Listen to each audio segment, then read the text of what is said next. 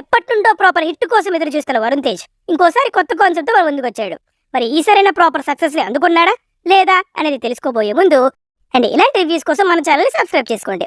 Story విషయానికి వస్తే, ఒక వలస బాధితుడిగా విశాఖపట్నంలో అడుగుపెట్టిన వాసు ఒక కూలిగా తన జీవితాన్ని మొదలుపెట్టి మెట్టు మెట్టు ఎక్కుతూ మట్కా అనే ఆటతో పూర్తి దేశాన్ని తన గుప్పట్లో ఎలా పెట్టుకున్నాడు అనేది ఈ సినిమా బేసిక్ స్టోరీ లైన్. నా comment to the positives. Varun Tej stellar performance. ప్రతి మూవీతో తన యాక్టింగ్ స్కిల్స్ ని పెంచుకుంటూ తను చేసే ప్రతి క్యారెక్టర్ లోను వేరియేషన్ చూపిస్తూ ఒక స్ట్రాంగ్ స్క్రీన్ ప్రెజెన్స్ ని బిల్డ్ చేసుకుంటున్నాడు. ఈ సినిమాలో కూడా సాలిడ్ పర్ఫార్మెన్స్ ఇచ్చాడు అండ్ స్లాంగ్ ని బాగా పట్టేశాడు. అలానే ఇంకా ఈ సినిమా స్టార్టింగ్ పోర్షన్స్ ఒక 20 minutes వరకు ఇంట్రెస్టింగ్ గా ఉండింది. అందులోనే వాసు చైల్డ్హుడ్ పోర్షన్ ఉంటుంది, అది కూడా బాగుండింది. అలానే కొన్ని డైలాగ్స్ మంచి ఇంపాక్ట్ ఇచ్చాయి. ఇక సినిమాలో మంచి టెక్నికల్ క్రాఫ్ట్స్ ఉన్నాయి.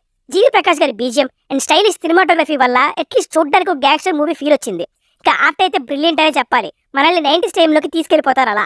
ఇక ఇప్పుడు నెగిటివ్స్ గురించి చెప్పాలి అంటే, ముందుగా అసలు ప్రాపర్ స్టోరీయే లేదు మూవీకి. అంటే ఒక క్యారెక్టర్ ఎదుగుదలని మాత్రమే కథగా పెట్టుకొని తీసేస్తే ఎంగేజ్ చేయలేరు.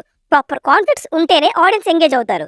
ఎంత గొప్పోడికైనా సరే లైఫ్ లో అడ్డంకులు ఉంటాయి. ఆ అడ్డంకులని ఎదుర్కొని పోరాడి గెలిస్తేనే అసలైన పవర్ఫుల్ పర్సన్ అవుతాడు. అసలు లైఫ్ లో ఏం ఫైట్ చేయకుండా, ఎటువంటి స్ట్రాటజీస్ లేకుండా ఈజీగా గొప్పోడైపోతే కన్విన్సింగ్ గా అనిపించదు అండ్ హై కూడా ఫీల్ అవ్వలేం. సినిమా మొత్తం కన్వీనియంట్ రేటింగే ఉంటుంది.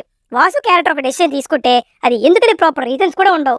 ఇంకా స్క్రీన్ ప్లే విషయానికి వస్తే చాలా ఫ్లాట్ అండ్ బోరింగ్ గా పెట్టుకున్నారు. ఫస్ట్ హాఫ్ వరకు కొంతవరకు భరించినా సెకండ్ హాఫ్ తో మన పేషెన్స్ ని టెస్ట్ చేసేస్తారు.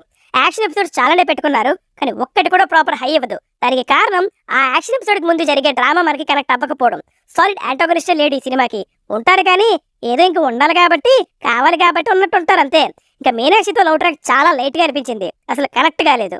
అలానే మూవీలో ఉండే ఏ ఎమోషన్ కూడా మనకి ప్రాపర్ గా కనెక్ట్ అవ్వదు. వీటితో పాటు ఇంకా సాంగ్స్ ఒకటి వెంటనే వచ్చినట్టు అనిపించాయి. ఒక్క పాట కూడా బాలేదు. అండ్ క్లైమాక్స్ లో ఐటమ్ సాంగ్ అయితే పెట్టుకున్నారు, అది మరీ ఫోర్స్డ్ గా అనిపించింది. కరుణ్ కుమార్ గారు అసలు తీసుకున్న కొత్త పాయింట్ వచ్చేసి మట్కా. దాని ప్రస్తావన ఇంటర్వ్యూల వరకు అసలు రాదు. సరే, దాన్ని థర్డ్ లేయర్ గా పెట్టుకున్నా కూడా బేసిక్ డీటెయిల్స్ అయితే ఖచ్చితంగా ఇవ్వాలి, కానీ అసలు ఏ డీటెయిల్ ఇవ్వలేదు. ఓవరాల్ గా చెప్పాలంటే it's a below average film.